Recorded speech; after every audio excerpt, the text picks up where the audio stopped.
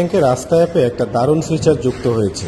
এখন ব্র্যাক ব্যাংকের এটিএম বুথে আপনার কোনো কার্ডের প্রয়োজন হবে না, শুধুমাত্র এই কিউআরটা স্ক্যান করে আপনি এটিএম বুথ থেকে টাকা তুলতে পারবেন।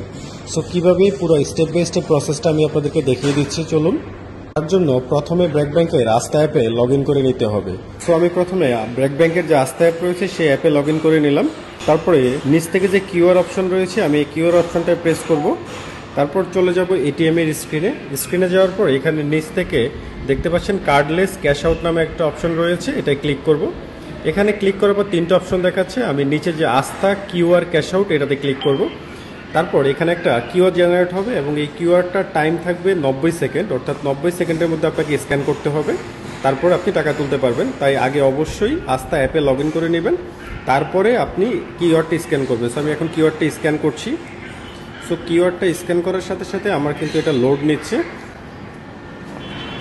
সো লোড নেওয়ার পরে এখানে দেখতে পাচ্ছেন অ্যামাউন্ট, আমি কত তুলতে চাই, 500, 1000, 1500, অর্থাৎ আপনি যে অ্যামাউন্টটা তুলতে চান, অর্থাৎ কার্ড দিয়ে ঠিক যেভাবে ট্রানজ্যাকশন করা যেত এখানেও ঠিক সেমভাবে করতে পারবেন।